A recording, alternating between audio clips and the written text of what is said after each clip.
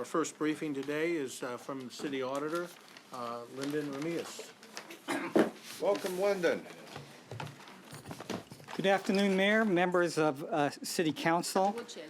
Thank you for giving us the opportunity to present the audit of the Automated Vehicle Locator Program. The full report was included in your Yellow Friday packet. I did leave a copy of the actual PowerPoint at your seat this afternoon. For those in the public watching or those that are interested, the full report, as all of our reports, are on our website, www.vbgov.com/cityauditor. Okay? All right, so this was a scheduled audit. It did come about from some investigations we had conducted regarding employees not being where they were supposed to be and not doing what they were supposed to do. So it did eventually lead up to an audit.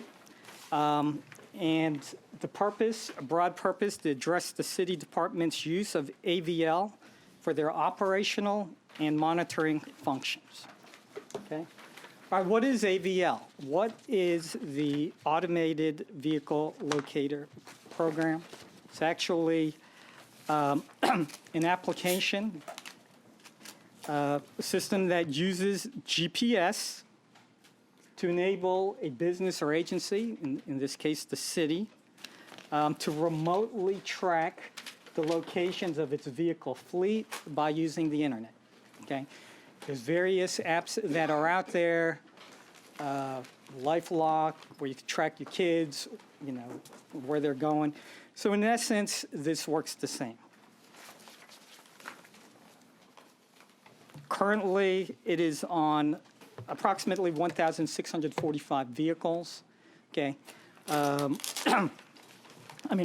There's 1,645 total vehicles. And when we're talking vehicles, it's actually vehicles where you would put an AVL on. There are some vehicles that, due to the nature of the vehicle, you're not going to practically put a AVL device on the vehicle. 686, or about 41.7% of the vehicles have it, and about six departments utilize it. Okay, what is it used for? Well, there's various operational uses. It enables departments to know where their vehicles are at all times. If you're getting ready to plan for a snow event, you know where all your snow plows are, you know where all your vehicles are located, so you can pre-position. If you have to send a wrecker out, as opposed to getting on the radio and trying to figure out, you know, who's where, you can actually determine where the wrecker is. It allows management to track by speed, location, the various stops, as well as how long they've been idling, okay? And so you can see from an operational use, it also provides management monitoring, right? We used to get a lot of calls in regards to city vehicles and city employees idling. You know, we'd get calls, you know, oh, there's certain vehicles or trucks from, you name the department, I won't pick on anyone, that's behind the Hardee's, they're sitting in the 7-Eleven, they're sitting in the parking lot, they're behind the library. So it allows for management to monitor where their vehicles are at, how long they've been sitting there. Adherence to a route, determine if a vehicle came through or visited a location. So in determining if work orders were actually completed. And in our case, we did do some investigations in regards to employees saying they've completed work orders, and then when we traced it back to AVL, they weren't there. Okay, then, and then also with citizen complaints, and it actually works both ways. It will either validate a citizen complaint, or it will exonerate employees because we do have calls that so-and-so vehicle was sitting in a parking lot for 30 minutes. And when you go back to ABL, they were actually there for 5 minutes. Or they didn't come by my, my house to do an inspection, or whatever the work order is, we can validate that.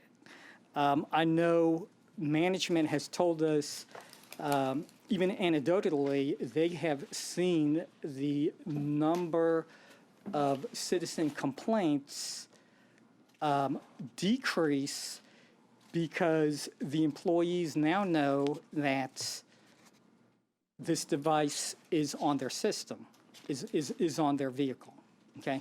So unless they're asking for trouble, if you know this tool is out there, you're going to make sure you are where you're supposed to be, doing what you're supposed to do, okay? All right, so we looked at the various departments with AVL installed. 2014, Tom was the director. Public Utilities was the first department to install AVL, okay? Parks and Rec, Public Works, Planning and Community Development, Housing and Neighborhood Preservation, and Economic Development are all departments with AVL. Okay, so that's a little bit of background.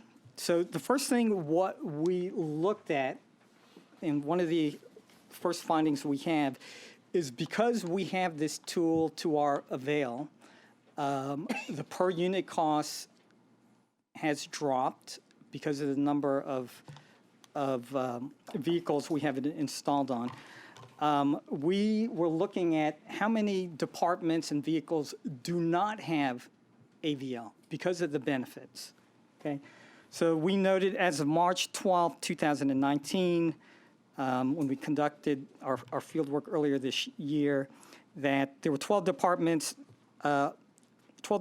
utilized city vehicles but did not have AVL devices installed. It is my understanding that Human Services, they're going to be rolling out. But you can see, maybe on the smaller departments where there's 2 or 3 vehicles, that's fine. But some of the other ones up top, it would be beneficial to have the device installed. And in talking with management and Reggie in Public Works, they're going to try to make that a component or have it pre-installed when they, and factor in the cost when they actually purchase new vehicles. So it's not a matter of you have a choice of whether you want to include it or not. Okay, so that was our first finding. And like I said, it's eventually going to roll out to some of the bigger departments that do not currently have AVL. Okay, all right, and it's one thing to have AVL, but it's another thing to actually monitor it. As I mentioned, it's a great tool as far as from a management standpoint. So we did note that not all users are logging into AVL. So we had 52 out of 127, or 40%.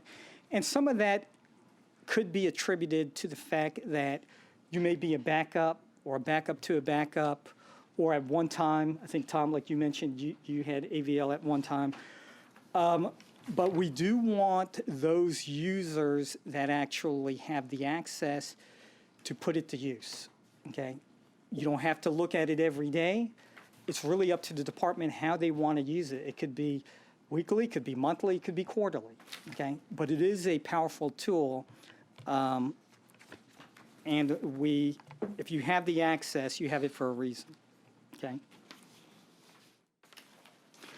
Okay, so probably the most significant of our findings is we did find AVL data shows work order inspection locations not actually visited. So this is the main one, or one of the most significant uses. And we ask, management to validate is take a sample of the work orders, because we have seen where work orders were signed or signed off, but yet when you actually look at the system, that vehicle did not actually visit that location. In some instances where we cleared some of the exceptions, there were some differing circumstances where either they entered the wrong vehicle number or had the wrong work order number, or the work was input into the system later. But these are the ones where we determined that based off of what we saw, we did not see that they reconciled. So you could surmise, if it wasn't an error, that individuals are signing off on work orders when they haven't, in fact, completed the work. Okay, and we have noted that, and we have disciplined and terminated employees because of that. Okay, so we had a few in housing and neighborhood preservation, and this slide is simply showing how many work orders we sampled and how many showed via AVL they were not visited. Okay, and so we made some recommendations that to address that, and a lot of it is simply the monitoring. Okay, just like any system within the city, if you have access to a system, when that employee leaves the city, goes to another department, or for some reason is in a job responsibility that no longer requires AVL, we would expect to have that access shut off, turned off, deleted. Okay, so we did note that there were 11 retired or resigned employees that still had AVL access at the time of our audit. On average, these employees had left close to over a year ago. Okay, so that's just a matter of developing policies and procedures, just like with our Insight system and various other systems, to notify those that control the access that these employees have left. Okay. Finding 5 and 6 is related to training, and when we were doing some of the interviews and talking with some of the folks that had not accessed AVL or they weren't using it to their full capabilities, some of the issues they had mentioned were they didn't receive training. Okay, so we have this powerful tool, and individuals have access to it, but if they don't know how to utilize it, what good is actually having it? Okay, so we want to make sure, because there is some online training, and I know, stemming from the audit, there's plans for having a user group formed for those who have this as a job responsibility. And then the other thing we did note is, because more and more departments are utilizing it, we had made a recommendation in regards to developing a citywide policies and procedures for AVL, so that there is some consistency in how it's utilized, as well as ensuring everybody understands the various parameters on who can use it. Okay. So overall, it's a new program. It's being rolled out to more and more departments. I think that management is doing a good job with that. We did identify some opportunities for improvement. So I wanted to thank Tim Bell, who was the senior auditor from my office that was in charge of the audit, as well as management, from Public Works, Public Utilities, Parks and Rec, Housing, for being receptive to our recommendations. And if you look at the audit report, the management response is included. So I'm very comfortable with how they responded, and do feel that the program could be strengthened with the implementation of our audit recommendations. Okay. Any questions? John? Did you by chance get a copy of what the business case that was made when the city expended the taxpayers' money to buy the system itself? I did not. I'm not sure who was the original owner of the process. I don't know if it could be quantified, but I do see a value addedness, and some of it can be quantified, some of it cannot, but I did not. I would like to get a copy of the business case analysis that justified the acquisition. Okay, so, Don, it was back in 2014, so I'm not sure, maybe something like that exists. I can tell you that public utilities, I was the one who was pushing forward in utilities simply because the number of loitering calls, which would come in from all over the organization, whether it was the city manager's office, director's office, 311, or its equivalent back then. And so we had discussed it, and public utilities offered to be a pilot. And after the first year, the fuel reduction paid for the entire system. The reason why I'm and the asking the loitering question calls, is which not is- because I'm challenging that we didn't need to acquire it, but did we measure the performance? And since it was voluntarily, as something so valuable, why is this discretionary? That's my first question. And then if we had a business case analysis, did we assess the success of it against our expectations? Because I know these programs are used very much by UPS, by the Postal Service. They track how many miles should be on the odometer for the Yes. work to be performed as UPS does.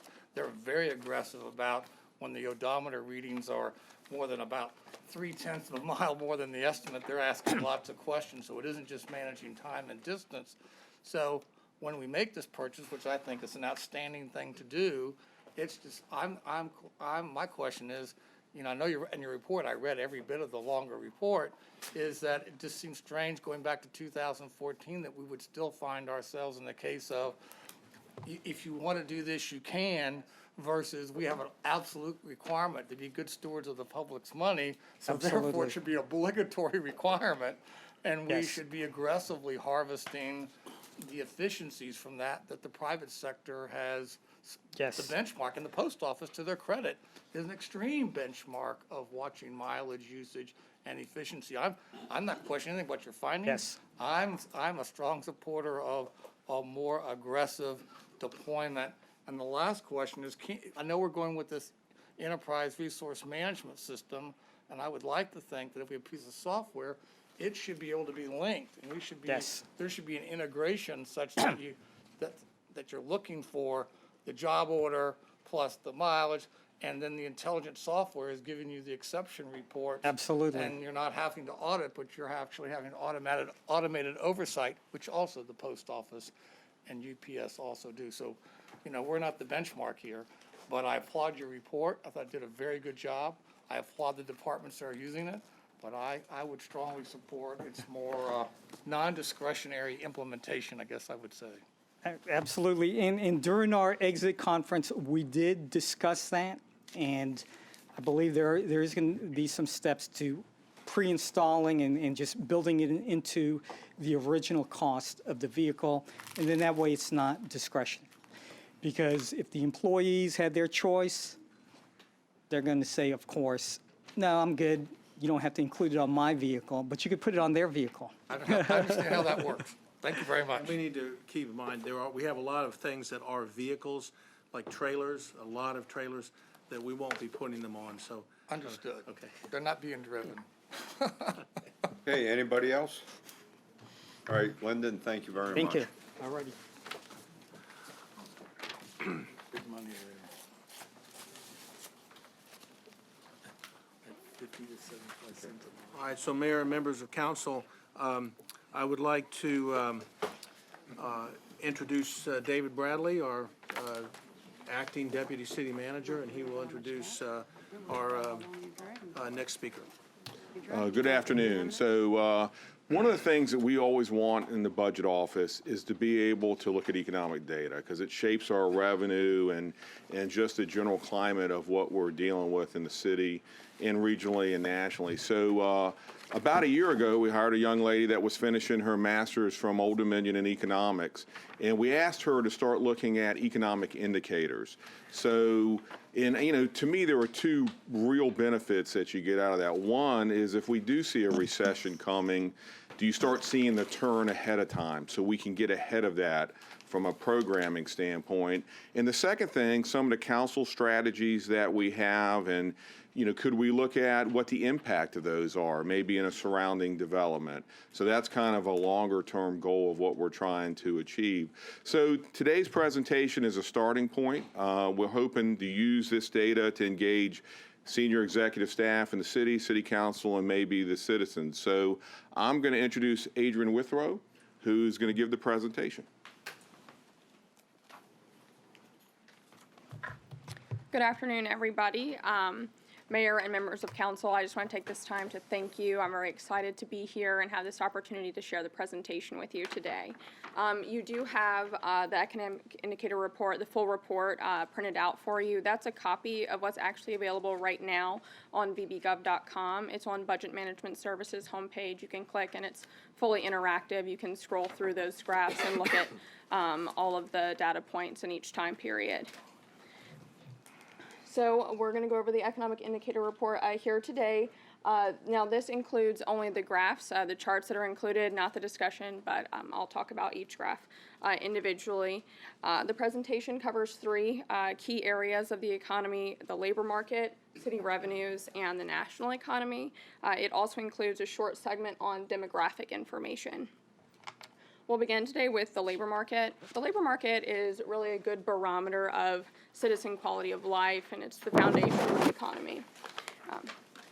We start with unemployment because unemployment is the most commonly reported and visible measure of the labor market. It's certainly a very popular measure. So this graph here shows 4 different rates of unemployment: national unemployment, state unemployment, regional unemployment, and down there at the bottom in the dark blue you see Virginia Beach unemployment. Virginia Beach unemployment is typically lower than Hampton Roads unemployment, and historically the orange line here is the state. You can see we track historically very close to the state average level of unemployment. In recent months, the unemployment rate has settled and remained, kind of fluctuating between 2.5% and 3%, which is a good stable level, suggesting we're, nearing the natural rate. It's unlikely to dip much, much lower than where it is right now. In July, Hampton Roads unemployment decreased to 3.1%, while Virginia Beach unemployment decreased to 2.7%, suggesting that as a city, our labor market may outperform other cities in the area slightly. This next chart displays industry size by employment level. So each percentage industry is calculated based on the number of people that they employ. It gives, I think, a good visual representation of the size of industries that we have in Virginia Beach.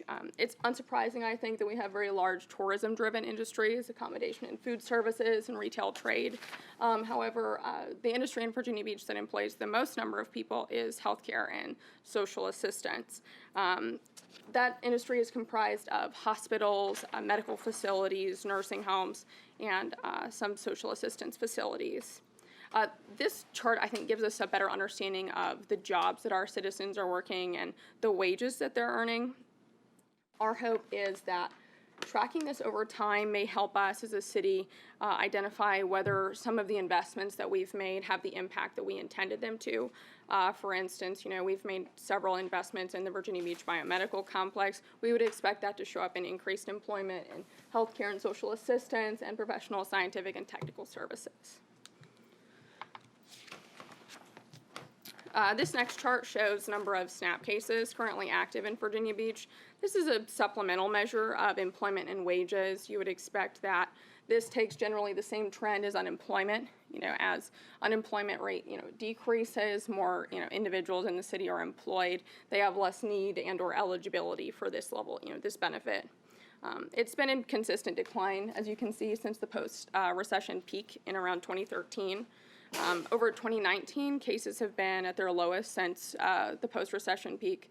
Not pictured here, the pre-recession level was just under 8,000 cases. That was the 2008 annual average, while in July of 2019, we're just over 12,000. So it is higher, but it's certainly at our lowest level on average since the post-recession peak. Now, SNAP has had some programmatic changes over the recession and post-recession period that, of course, there's been changes to the income threshold and changes in people who are eligible and how long they're eligible. So For this reason, we may not, immediately return to the pre-recession level of SNAP cases. So this is our last slide on labor market indicators. This shows the average weekly wage for all employees in all industries in Virginia Beach. The orange bars here are average weekly wage quarterly in current dollars, while the blue line is average weekly wage in real terms or in constant dollars. So as you see, nominal wage growth in Virginia Beach has been slow but consistent since the recession. You see the blue line is relatively flat. Wage growth is essentially keeping pace with inflation. Stagnant real wages, not always necessarily a bad thing, but they do mean that as nominal wages has gone up, but purchasing power for citizens is not necessarily any more than it was before the recession. Our next segment covers city revenues. The chosen revenues are generally ones driven by consumer confidence or consumer preferences, the first of which is general sales tax revenue. This is a good indicator of general consumption levels. This revenue source, as you can see, has seen some healthy growth. The blue bars here are our annual collections, while the line here in orange is annual year-over-year growth. So for the past 9 years, we've had very healthy growth. 3 of the 5 past years have been over 3%. That's very healthy. In FY19, we grew nearly 3.7% over FY18 to $66 million. There was a bit of slower growth in FY18, but given FY19 collections, we feel that the 1.4% was more of an outlier, and we feel confident about a steady growth trend continuing. So next, the meal tax revenue. This graph is the same as the past one, where the bars are our annual collections, where the line graph in pink is annual year-over-year growth. So historically, this is a very robust revenue. As you can see, it slowed but actually continued growing during the recession. Growth over the post-recession period, you can see, was actually quite high for several years. We think that's somewhat attributable to an increase in demand for market-based grocery, like Trader Joe's and Whole Foods, things like that. FY19 revenues did very well. We grew 4.5% in meal tax revenue over FY18 to around $69.3 million. Festivals like Something in the Water and the introduction of Wegmans in late 2019 likely contributed to this increase in FY19 collections. So our next graph is on hotel tax revenue.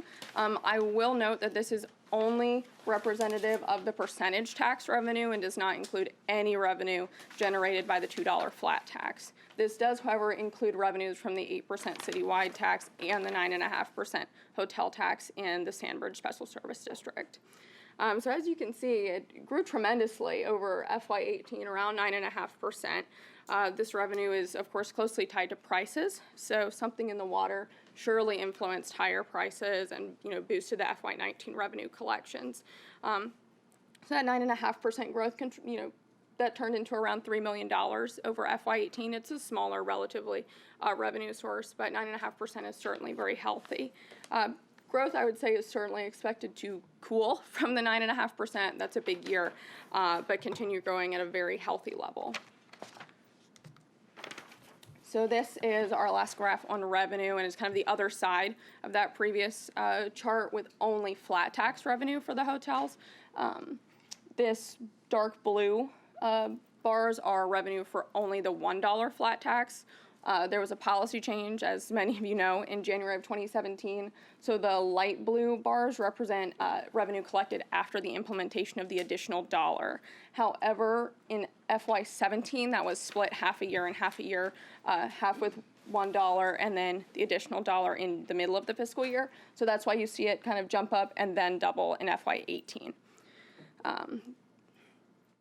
So FY19, actually, we saw a slight decline, around $3,000. This revenue reflects the number of citywide room nights pretty well. We had a cold winter. We had an unseasonably rainy spring and summer. It's likely to blame for the decrease in collections, and it's certainly still projected to keep growing. This final section is an overview of the national economic outlook. First off is national gross domestic product. The orange is nominal or current dollar GDP, while the blue is real or constant dollar GDP. Real GDP shows our actual, increase or change in production without being skewed by price level changes or inflation. Steady real GDP growth has been quite encouraging over the past few years. We started Q1 of 2019 very strong with 3.2% growth. There was a small dip in personal consumption expenditures, which can be worrying, but those picked up in the second quarter amongst a slowdown in growth. 2.1% growth in the second quarter is partially attributable to a decrease in exports amongst trade tensions and low fixed investment that's persisted for several quarters. Trade policies certainly will likely be a determinant of growth moving forward into the third and fourth quarters and possibly beyond. I will note here that you do have an additional chart in your report there on growth that's been excluded for the purposes of this. We've discussed all of the points made in the report. So this next chart is on two interest rates. The pink here is the prime bank loan rate, while the blue one on the bottom is the federal funds rate upper limit. It's typically a 1/4 point range. So you see here currently at the end is 2.25. The rate at that time was 2 to 2.25%. It's a range. The federal funds rate is a policy tool used by the Federal Reserve in pursuit of its dual mandate of full employment and 2% inflation. The prime rate is very heavily influenced, as you can see, by the federal funds rate and does have an impact on the interest rates that citizens in the market for loans will see. Some of you may have, prime plus rates, on credit cards or things. So after years of very steady rate increases, starting in 2016, the Fed began cutting the rate again this past July. It was the first cut in a decade, down to 2.25%, and this past Wednesday, it was cut again to a range of 1.75 to 2%. This decision was made amongst increased uncertainty about the economic future, slow global growth, trade policy tensions, and a lot of muted inflation pressures. Does not necessarily mean that the Federal Reserve or the national government is looking at a recession, but these policies and choices are made in pursuit of supporting the current economic expansion. So this is our last chart on the national economic outlook. This is a PCE, or personal consumption expenditure measure of core inflation. It's calculated by the Dallas Federal Reserve. This is technically called a trimmed mean core measure, which basically just means that it trims outliers on either end of the basket of goods to control for acute price volatility. Usually it's fluctuated over the past several months around that 2% mark. I will note that the personal consumption expenditure less food and energy measure is around 1.6%. That's what the Federal Reserve and many people in the media talk about when they mean muted inflation pressures. We're really looking for 2%. And the key takeaway here, I think, is that inflation's relatively stable right now, never a bad thing, but amongst favorable economic conditions, we would expect that it would be increasing. And this last slide is just a snapshot of the demographic data available with the report on bbgov.com. It's available now. The tiles list selected statistics from the American Community Survey, while the map is interactive and includes updated population estimates for each of the cities in the region. That concludes the presentation I have for you today, and I'd be more than happy to take any of your questions or comments at this time. Any questions? John? I'd like to start off with the unemployment. I know there's another measure of unemployment which deals with underemployment. Yes. And one of the reasons why wages, except at the low end, which have grown because of change in minimum wage and other kind of structural Right. changes, has been the inability of the private sector to have any pricing power behind their product. So even Sure. though they would like to raise prices, they can't. Right. And so therefore, the wage gains, which is reflected in the flat Right. wages despite tight labor markets. Right. Because there's no pricing pressure. So Absolutely. I think that's an important point for people to understand. In our bond prospectus, moving down to industry breakdown, we use the quarterly categories in the unemployment compensation reports that report wages. And because you see that and it's reported by those categories and not these, you get a chance to really see what the average hourly earnings are and the number of people employed. So while I find this helpful, it's not normalized to a report that we have in our bond prospectus. I think that might be a better look, or we Thank need to have you. a way to cross-reference, because here you don't see the size of local government, state government, and the federal government in its wages. And when you look at that and break out between public and private sector, you get a better insight as to where the driver is, and you don't get that perspective from that graphic. I'm not saying it's not a good one, but it doesn't relate to data in our bond prospectus. No, that's a great point, Mr. Moss. Thank you. I'll certainly take that into account. And I know at one time I had asked, it'd be great if we could figure out how to do STEM translations from that quarterly report, because it would be interesting to see, Mr. Mayor, to what extent our economic development is really driving employment in STEM categories. And the current classification scheme doesn't lend itself to determining that. Now, on the SNAP benefits, which is something I know quite a bit about, there were policy changes, so that actually caused some of the decreases because people Sure. previously weren't qualified. But I Sure. think it's interesting to note at a time when the qualifications are tighter, Right. that we are still relatively high, given the performance and unemployment of our economy, which tracks back to the very low private sector wage in our economy. So I think those are important things to understand why the data, when you compare it and relate it, there's a narrative there about low wages in the private sector, and that comes up on this average weekly wage.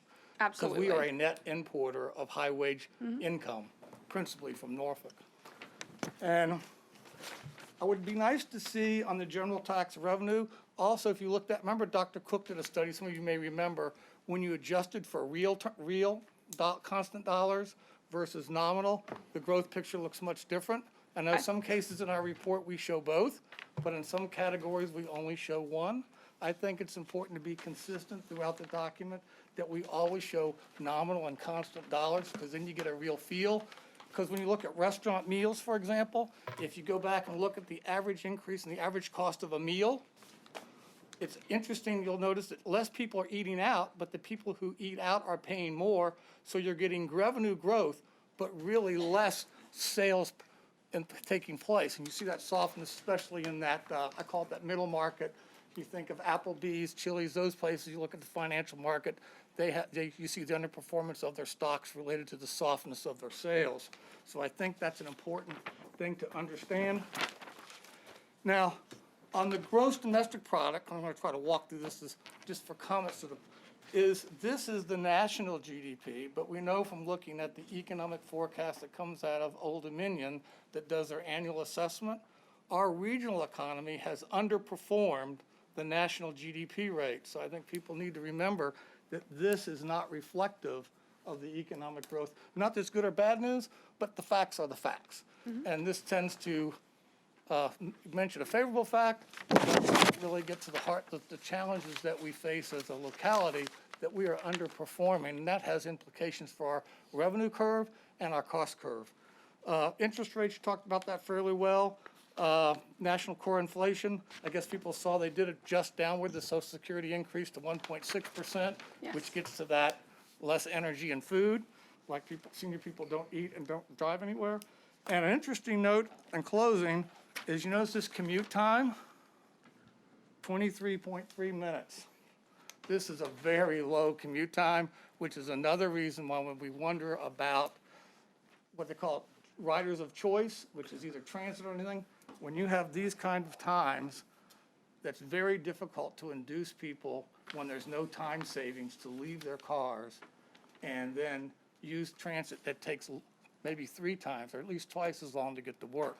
So that's an interesting statistic to pay attention to, because it does tell you what people are experiencing and why it is difficult to make the business case in terms of time for people to use transit. Okay, Aaron. I got a question on slide 2. Sure. It says here Virginia Beach may be indicative of the city's continued investment in the cyber and biomedical industries and the growth of private sector corporations in the city overall.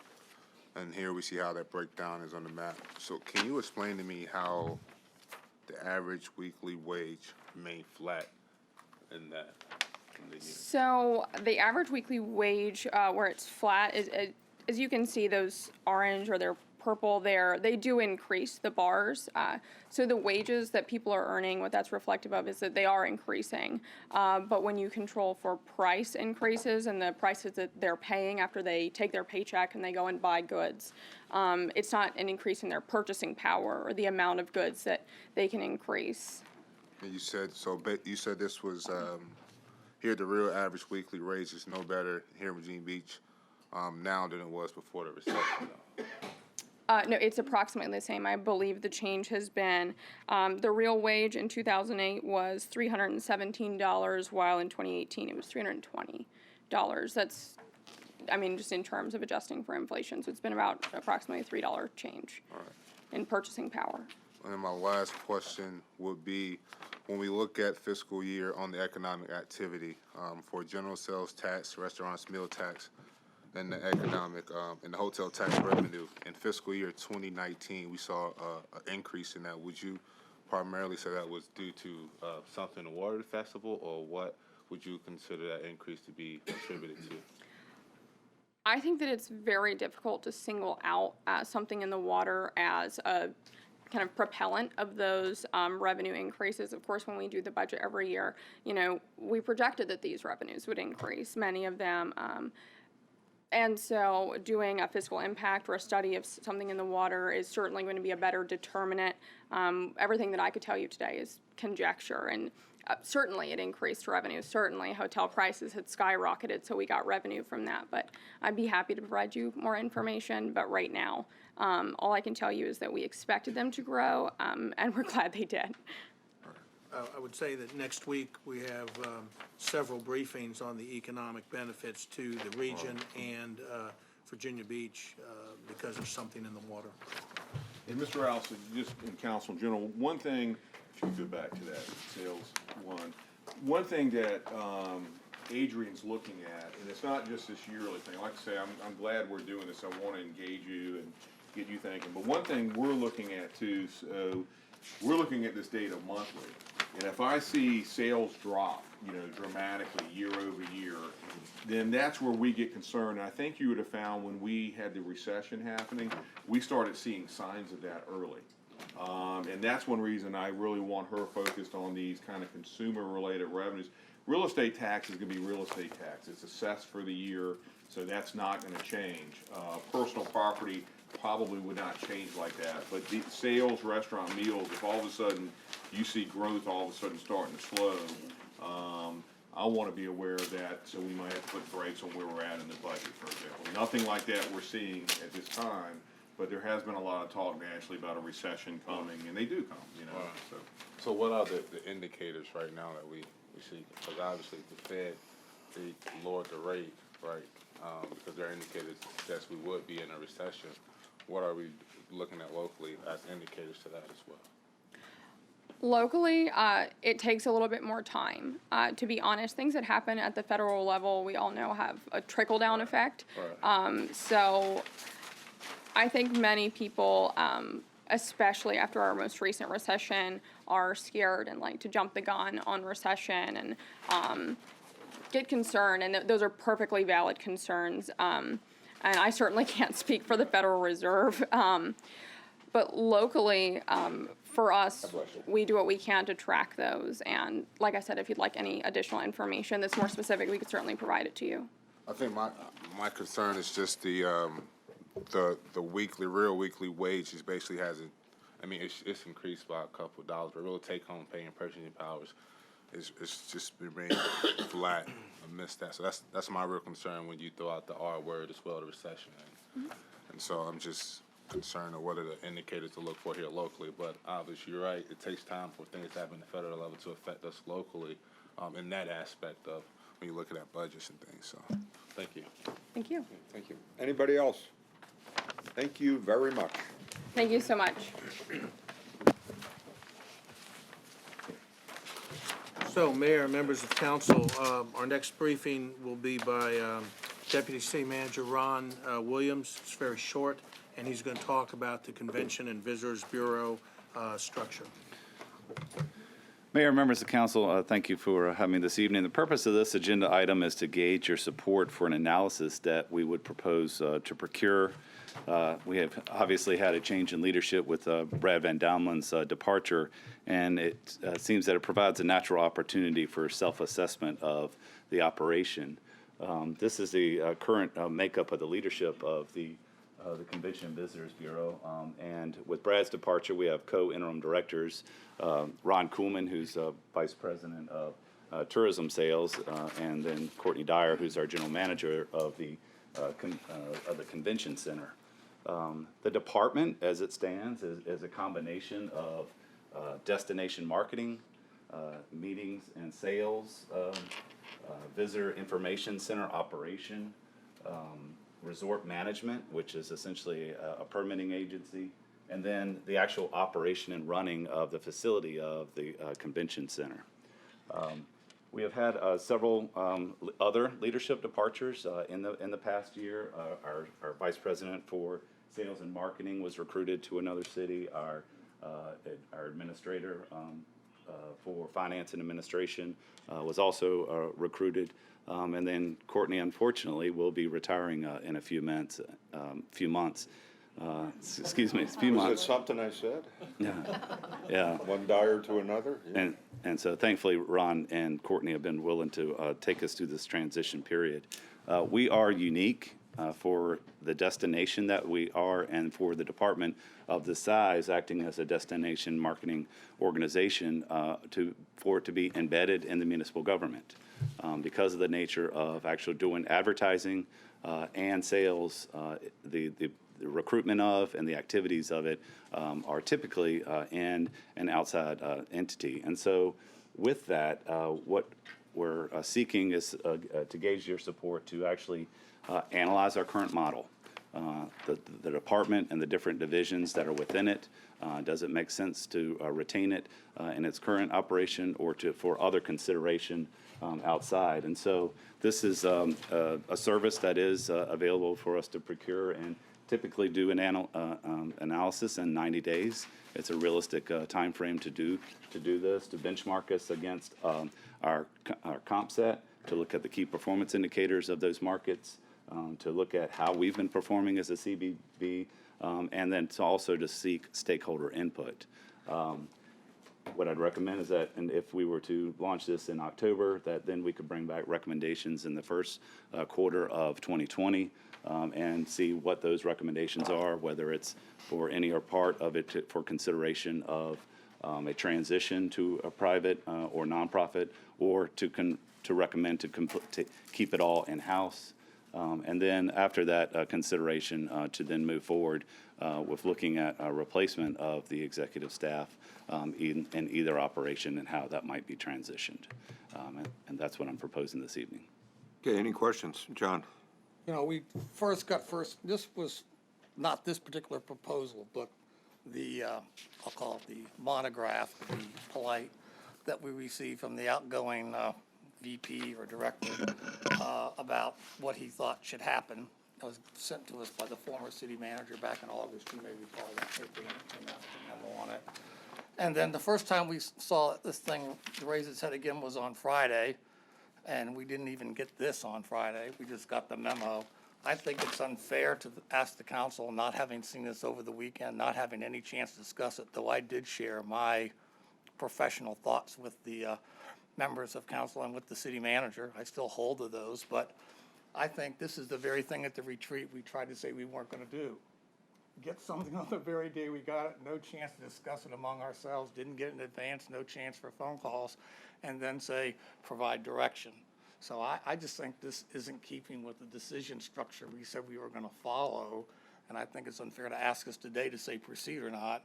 I'll be honest with you, if it was 2 weeks from now or 3 weeks from now or yesterday, I would say no, and I'd give my reasons. But I know we have other things on our agenda today to get to, and I don't think we're able to give this, Mr. Mayor and my peers, the kind of discussion it deserves before we say what we want to give direction for. So that's my view. I think this should be deferred to another time when we have a chance to think about it and talk among ourselves and maybe come to a consensus before we get here, maybe. Okay, Rosemary? So what are some of the other tourist destinations doing with their structure? Most of destinations of our size, or the organization, the size of their budget and staff, are a form of a quasi-governmental or nonprofit, typically a 501c6, and they're a destination marketing organization for the marketing and advertising of the destination. They typically do not get involved in tourism development, and they may or may not have a relationship with operating a facility. Yeah, Aaron, and then Jim. I think we should take more time and look at it, but I do support this in the case of the vacancies is leaving, the fact that we want to make sure we get some stability back. We have opportunity to be more efficient and proficient in the way our Convention and Visitors Bureau is aligned, being that we will be having in a couple of years the online of a sports center coming that'll fit right into that. So I would think now is the perfect time to kind of look at the structure of it before this new center comes along, and look at ways that we can better sound up the department and actually retain and get more, I want to say qualified, but people that we can hold on to here that can work and shore up this department. So this is something I do support, but I do echo John's sentiment of making sure we discuss this as a council first before giving direction. Okay, Jim, and then Guy. Well, I agree with what Aaron says, except for the fact that I don't think we can discuss it until we have the information. And what you're asking specifically, Ron, is for permission to actually get that information to do the study, correct? Yes. I don't see a problem with that at all, because we can get that information, do the study. And you're not asking for a decision point now of changing the organization or anything like that. Not at all, just asking to study it. It doesn't require a change to the budget or anything. You've got. No, sir, we have the funds to do this. I don't see a problem with it. Okay, Guy, and then John. Jim asked the question I was going to ask. Okay, John. My point is, this is a pre-disaster, you can look through the paper, they're going to 501c. I think if we're going this route, you outsource the whole thing, you let the private sector take it over, you truly privatize it. It's a for-profit operation, you have a totally private sector model. You don't have one that's dependent upon having contracts with the city and getting money still from us, which is in that paper.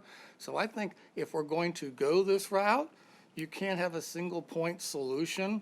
There's got to be a 501c nonprofit, and it's just say, hey, if it's a private enterprise and you want to be paying free market wages and all these kind of things, then it needs to be a free market enterprise, totally generating its revenues, not getting assets from the city that it doesn't pay for, not getting sole source contracts from the city to provide indirect revenue for marketing. It's a private operation. So if we're going to do an analysis, which I think we have more important things to do with our time, like flooding maybe, but if we're going to do one, then it ought to be one that looks at a true free market as well as this quasi, we still, you know what they always say in engineering, stay out of the interface. Well, if we're staying in the interface, I think that's not the optimal solution, but we got to be looking at fully privatizing, putting out an RFP and say who will take it all over, keep all the revenues, do the whole thing. And I think that has to be on the plate, rather than saying, I have an answer I want, I'm certain what it's going to say when the results come in, and you work your way backwards. I just think we need to open up and say there is another model that does that besides the one that was in that paper, which was basically based on very specious reasoning, to be kind. Absolutely. That's the purpose of the analysis. It would be rare and unique to have that model. I don't know that it exists, That title but that's the doesn't say purpose. that. Understood. We can open it up as wide as the recommendations are, that something that actually works for what the destination marketing organization is supposed to do. Okay, Rosemary, then Barbara. I think if we're having a study, they can come back with a different Right. types of things that we can do, but I don't see a reason to stop and, I mean, it's just a study. So And that as we can- portions of it, as you recall, when we had the sports center discussion last year, it was recommended for consideration of privatization of the convention center. And so that was, we picked up on that thread when you did make that recommendation. But all that we have going on, this is all gonna take time. What'd you say, 90 days?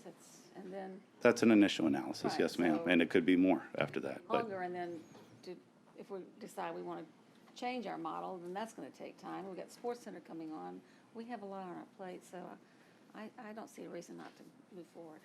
Okay, Barbara, and then John again, and then Jess. We don't have a preconceived notion as to what it's supposed to be. We're just saying now we're going to analyze and see if we should make any changes. I mean, I think as long as that's plain. I don't think that's the case, but. Well, I absolutely will say For us, that, it might be. I'm not sure it's for them. Well, I think they're going to take the direction from what the council says, and I think the council is clearly saying we don't have any preconceived notion about what it should be. We're just looking at all of the possibilities. we think it's fair to ask the question and analyze it. There's no We're gonna- preconceived notion. We're going to hire someone to oversee everything. Certainly now's the time to do it. Yeah. Okay, Jess? So is this gonna have to come back to us for like a official stamp? We want you to proceed with a study? That's Or what is- we would recommend. Yes, So- ma'am. No, I'm trying to understand the direction we're giving today. So if we're saying sounds like there's enough of us to say, yeah, we are interested in this study. So will you be coming back to us next Tuesday with a ordinance or resolution, whatever you want to call it, saying? No, we're ma'am. gonna We have the proceed with ability this to procure this now.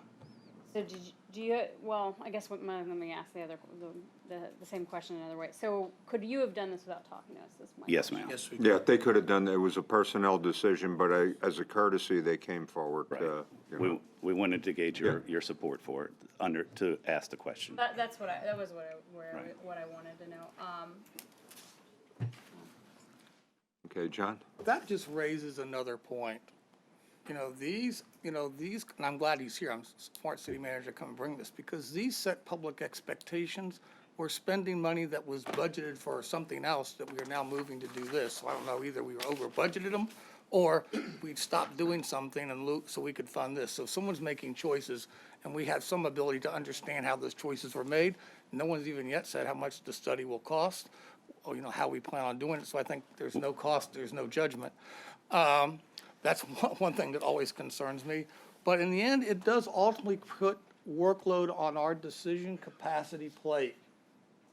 That's why I share with you all the things that are on our plate that we have to look at, that require time and engagement with the public. Because this isn't just about us. This is about the public. I saw lots of things about our community engagement plan, about the comprehensive plan we plan to do at our discussion, had lots of discussion about that. I didn't hear one discussion today in this 90-day plan where we plan to have the topic, where is the community engagement? Where are the stakeholders we're going to go and talk to? We talk about that all the time, but that should be a major part of even this process. There is aspects. Yes, sir, right here. Yeah, key stakeholder doesn't mean to always, who defines stakeholders? That's often not general citizens. What's your plan? How do you plan to reach out? Are you gonna go out into the districts and hold district meetings? I'm just saying, what we often talk about on many things that come before us are not in the details of what came to us today. Okay. Yeah, Aaron? I just think, I mean, they could have just went on ahead and done this without asking it. So I want to commend the deputy city manager for bringing this forward. I'm all for making sure the public has engagement and making sure we can do that. But we also have to keep in mind, we want to make sure we're running a government here. I mean, I don't think there's not enough time in the world to literally walk through every single thing that comes across our plate.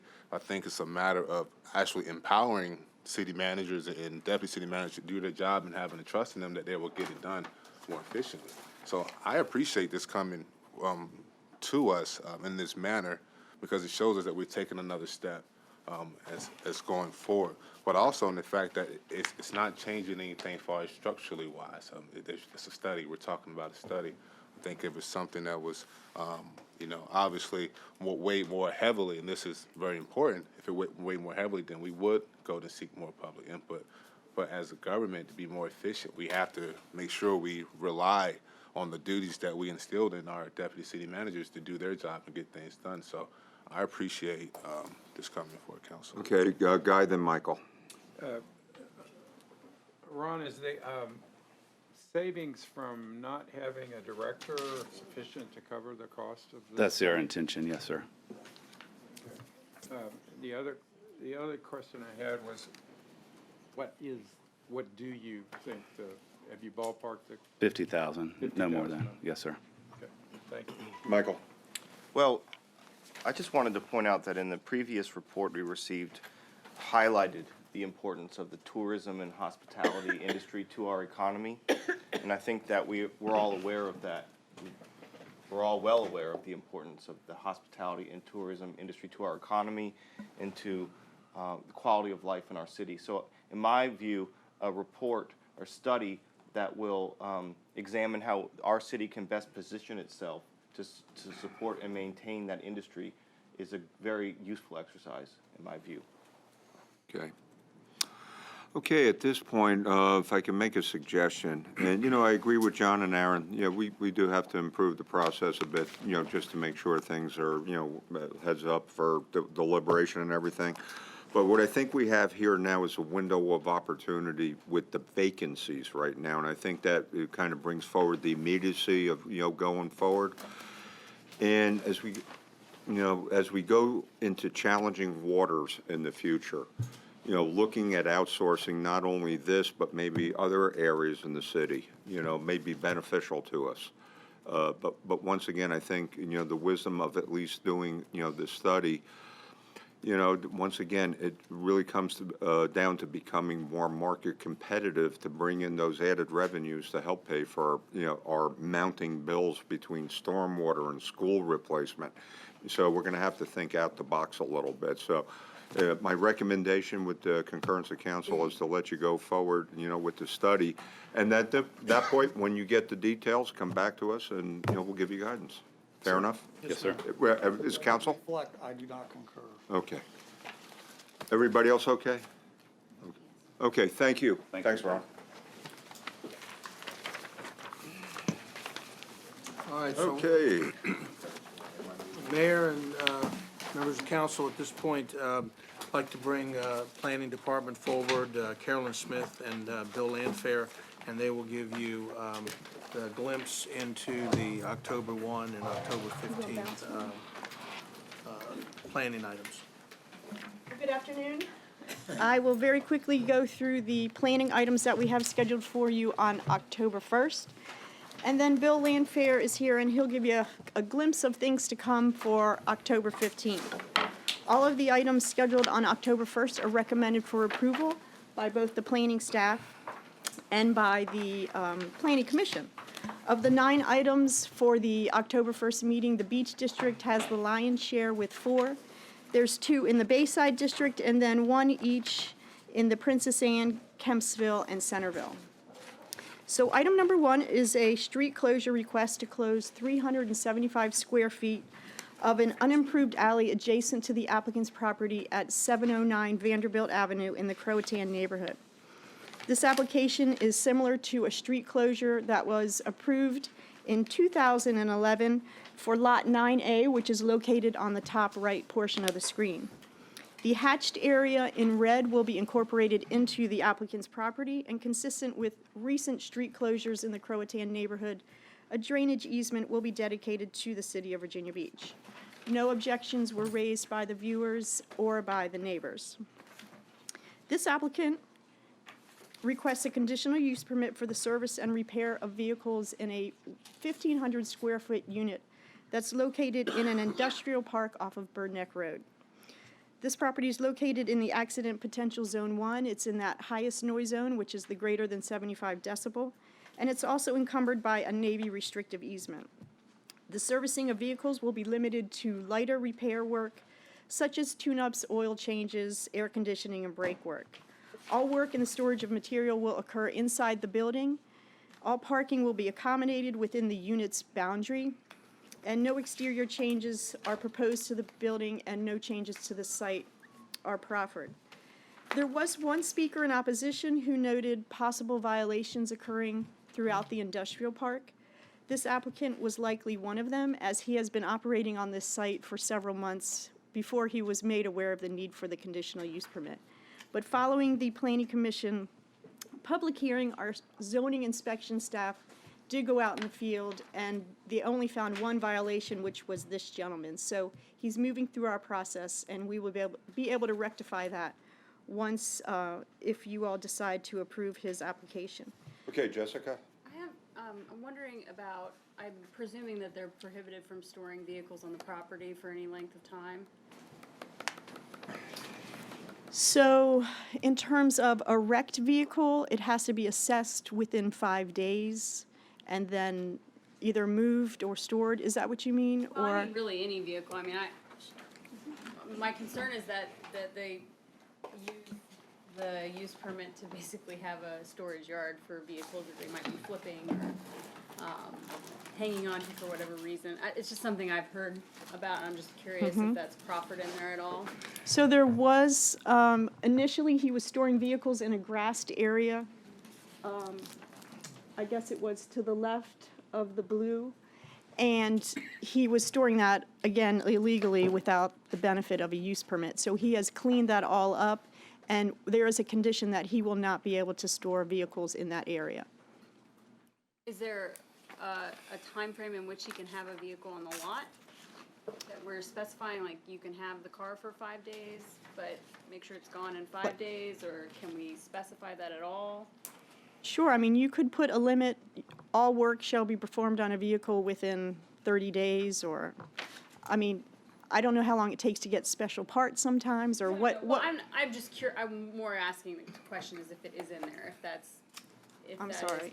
is- No, I know. So we didn't specifically address that, but we could craft something and work with you in the meantime to do that. I'm not sure that's necessary, I was more asking for my curiosity if it was Are proffered there or not. general regulations on how long cars can be stored in an auto repair facility? So there are, if they're wrecked vehicles, it could be Except, I got the termed wreck as one. a junkyard, so there are regulations with that. I'm not aware But I mean, if there are regulations with, so somebody's yeah. going abroad for 3 months and says, fix the carburetor, and by the way, I'll pick it up in 1st of January. Right, No, there's no regulation against doing that as long as they were engaged in the business there. right, but that would really limit his ability to have turnover with customers, Right. because there's very little parking on this property dedicated to this unit. So typically for uses that have that storage capability, we also group it together with a automobile storage yard conditional use permit. The applicant has not noted he's planning on doing that. It's just for these vehicles that have limited service for oil change, tire installation, and brake repair. So this is limited service work, which should have quick turnover. He does not indicate long-term storage. That's why the conditional use permit for an automobile storage yard does not accompany this. That's what I wanted to know. But the So thank reality you. is the probability of being inspected absent a citizen or a property owner complaint is close to 0.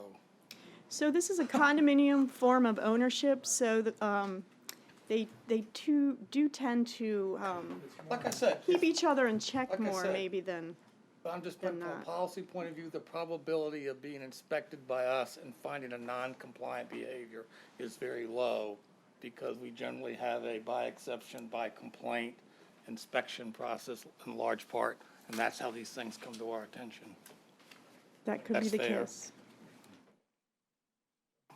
We did receive a letter of support from the SeaTac Civic League, and we also have a letter from the Navy stating that the proposed use is consistent with the terms of the Navy restrictive easement. I'd like to see that letter. if you- Certainly. when you have it. I want to see who signed off on it. Okay. Item number 3 is also a request for a conditional use permit for auto repair, but this applicant specializes in more intense, or what I call heavier, auto-related activities such as body restoration and painting. The site is located along Production Road, and it's in the London Bridge Industrial Park, which is in the Accident Potential Zone 2. The site's also in the highest noise zone, and it's within the Special Economic Growth Area 2, West Oceana. So this is where we hope to see these more intense repair uses occur. The property is also impacted by a Navy restrictive easement, and we do have a letter from the Navy indicating that the proposed use does meet the terms of the easement. The applicant is proposing to occupy a 3,000 square foot unit in the larger building. All work and storage of materials will occur inside the building. No changes are proposed to the exterior of the building, and there is ample parking on this site, and there is no known opposition to that request. Item 4 is an application to expand an existing daycare facility into the entire building that's located along West Neck Road. This property is across the street from Kempsville High School. Initially, a large portion of the building was occupied by a church, but the church is no longer active at this site, and the applicant very recently purchased the property. In order to increase the number of children from 100 to 140 and also increase the staff from 15 to 20, a modification to the conditional use permit is required. The site layout provides a logical and safe drop-off and pickup area for the children. There is significantly more parking on the site than the minimum required under our zoning ordinance. There was one speaker in opposition who noted concerns related to possible decline in property values, concerned about increase in traffic, and much of the discussion centered around the fact that Kellam High School students park in their neighborhood. So our traffic engineering staff was on hand, and they have been actively working with the residents to determine the best way and the best location to install no parking signs where appropriate in that neighborhood. This applicant proposes to operate a venue rental space within a small 1,000 square foot unit of an existing building along Pembroke Boulevard. Per the zoning ordinance, an event venue is classified as an assembly use, so a conditional use permit is required. Specifically, the applicant proposes to hold small family-oriented gatherings such as wedding showers, baby showers, engagement parties, and maybe even youth birthday parties. Under our current standards, this shopping center is underparked with just 35 parking spaces. Our minimum requirements in the zoning ordinance require the shopping center to have 48 parking spaces. So based on this, the applicant provided a parking study that does contend that there is sufficient parking on the property, as most of the events will take place either in the evenings, which is after the typical hours of operation, and also on the weekends. Staff received 2 letters of opposition from adjacent commercial property owners who noted concerns about possible overflow parking onto their site. There were no speakers present at the Planning Commission public hearing, but they did place this on their consent agenda and emphasizing the need for a condition that does address parking, and it will limit events to only evening and weekend hours in order to alleviate the concerns of those letters of opposition. Item 6 is a request for a conditional use permit in order to operate a daycare, an in-home daycare within a 2,000 square foot building for up to 12 children within a single-family home in the Lake Christopher neighborhood.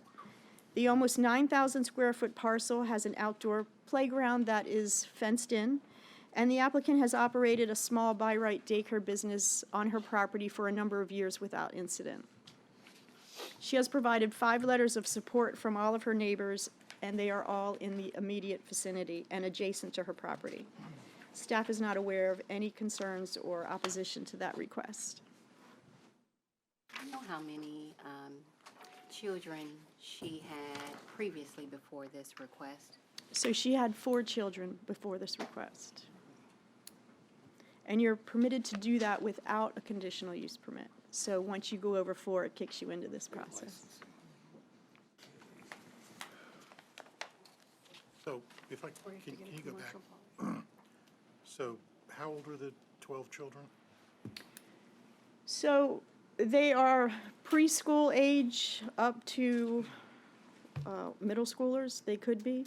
The number of children in an in-home daycare is determined by the age of the children. So you couldn't have all 12 6-month-old babies because they require more care. So So we're talking 12 kids at one time in a 2,000 square foot house?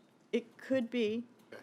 of various ages. Yeah, okay. And the Department of Social Services has a table, and they plug it in, and if you have this many kids of this age and this many kids of this age, then you only get 8 kids there. So it's just up to 12. So if they were all 10 years old, she could have 10 she could have 12 10-year-olds there likely, but it's the younger kids that you do lease. Except for the state, the police. But she's not saying she had, this is not saying she actually has 12, though. It's just, She does not. okay, It's just up to 12. it's just saying up to 12. Do you know how many she has now? She has 4 now. 4 now? Yes, Okay. she cares for 4. But I also think we keep in mind too, I mean, the current economy, people are finding ways to bring in another ways of income. So she has 4 kids now. I think there's something to keep in mind when we're looking at these conditional use permits, is people gonna find ways to support their families. And it And may not be the, affordable daycare. yeah, it's not my, and affordable daycare. It might not be traditional what we think, but it's always keep that in mind. Jim? So the question I have is, you notify surrounding property owners, are they notified that it's 12 kids, or are they notified that just conditional use for daycare? I would have to read the letter specifically, I don't remember, but she provided us with 5 letters of support, including the neighbors that are immediately adjacent to her. Okay, so they're aware of 12 kids? Yes, sir. Okay. Okay. I would have to read exactly what they said, but I can verify that. Okay. We can provide you those letters along with the SeaTac Civic League letter as well with your agenda request form, if that's the easiest thing to do. Okay, we'll make that an attachment. This applicant proposes to operate a landscaping business on a site along Davis Street, which can be done as a matter of right. As part of that operation, the conditional use permit is requested for a bulk storage yard in order for them to store vehicles as well as materials associated with that operation. Category 6 screening is required around the entire perimeter of a bulk storage yard, which consists of a solid 6-foot-high fence with plants on the outside of the fence. As a result of the applicant's request to deviate from this requirement, the Planning Commission is recommending a condition that the required Category 6 be installed along that northern and western boundary of the storage area, but on the eastern and southern boundary that only a 6-foot solid fence be installed without the plant material. There are several commercial and storage uses along this section of Davis Street, so we believe this use is consistent to what has been occurring over the last decade or so along this portion of the right-of-way. And there is no known opposition to item 7. Is there a set amount of vehicles they can store? No, we did not limit them to the type or the amount of vehicles, And we just don't- the area. Do we limit the material they can store? I can look at that condition. Do you have that condition? I believe we limited them in height of the material. I think we said, I don't remember off the top of my head, but we did limit the height and then the area and location of where they could store them. I presume they have to be below the fence line. Typically, that's, the fence is, I believe, a 6-foot fence is required. I think the ordinance allows up to a 12-foot storage of this landscaping material because it is, when people bring in the mulch, it doesn't usually just stop when they dump it off the back of the truck that way, and they pile it together in a logical fashion. So I think off the top of my head, I think 12-foot was the limit on height, but I don't know right now, so we'll. Yeah. I'd just like to know. Thank you. Okay. A conditional use permit for an environmental education center associated with the Chesapeake Bay Foundation was approved by the City Council on this property in 2012. That facility, known as the Brock Environmental Center, has been constructed and is operational. The Chesapeake Bay Foundation now proposes to add a 1,000 square foot classroom, so a modification to the use permit is required. The classroom will house the City of Virginia Beach City Public Schools Environmental Studies program, so the children enrolled in that program will share their time between this site and their home school. The elevations of the addition will mimic those of the existing building. We did receive one letter of opposition which noted environmental concerns. However, all of the improvements will be located outside of the more environmentally sensitive portions of the property. The applicant did extensive public outreach with the adjacent neighborhood as well as the greater Shore Drive area. There were no speakers at the Planning Commission, and they placed that on their consent agenda. The final item for October 1st will be a request to rezone approximately 19 acres of an 800-acre parcel known as the Taylor Farm from AG1 and AG2 agricultural districts to conditional I1 light industrial. The purpose of the rezoning is to construct a data center with a mechanical yard.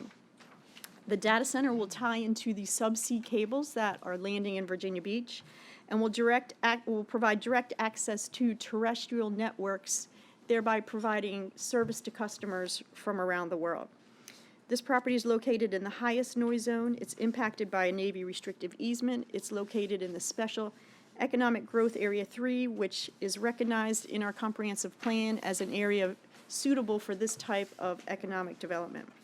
The property is also located in the Southern Rivers watershed, and as such, a preliminary stormwater management strategy was submitted, and staff has reviewed it and is confident that the findings of the study, through the findings of the study, that they will be able to comply with our stormwater regulations. One adjacent property owner spoke in support, who noted the importance of these facilities in relation to the subsea cable landing in Virginia Beach. And 6 speakers spoke in opposition, focused primarily on potential flooding and also traffic issues. There's a perception that maybe there's not enough detail about this request to make an informed decision, that it perhaps could put the DoD and the mission of NAS Oceana at risk, and it's just not a good location for this use.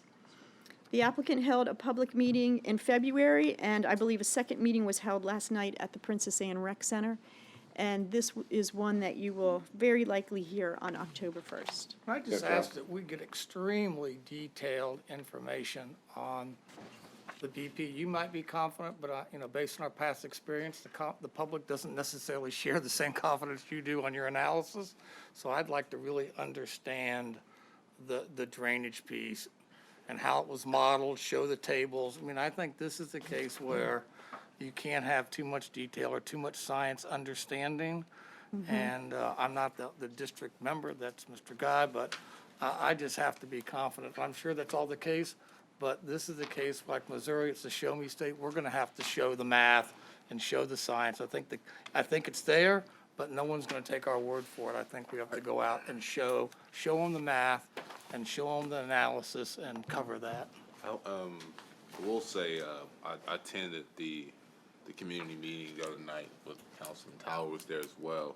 The gentleman, I guess, who is Virginia Beach Digiport's representative was very thorough in his presentation, and he answered quite a lot of questions, some of which wasn't even, I didn't feel was even in his ballpark, but he answered a lot of questions and had a lot of great information as well. So I think with some of the concerns around the BP and stormwater drainage, my understanding coming away with it was, there would be zero effect up and downstream from this event, but the more detailed, the better. So I'm looking forward to listening to it. Anybody else? I could add that some of the concern, I think, originates from a flooding of Dam Neck Road about a year, 18 months ago. That turned out to be the result of a downstream blockage that was cleared, and they have not observed any flooding since that time. So, but that has probably got some people thinking that the area was prone to flooding, so. Jim? So just two questions. One, can we just make sure we have clarification from the Navy on this? And then the second, if we have any economic data on this economic impact, I'd like to see that. Okay, very good. Well, good afternoon, everyone. As Carolyn mentioned, I'll be taking you through the planning items to be considered by the council at the October 15th meeting. All items are recommended for approval by the Planning Commission and by staff.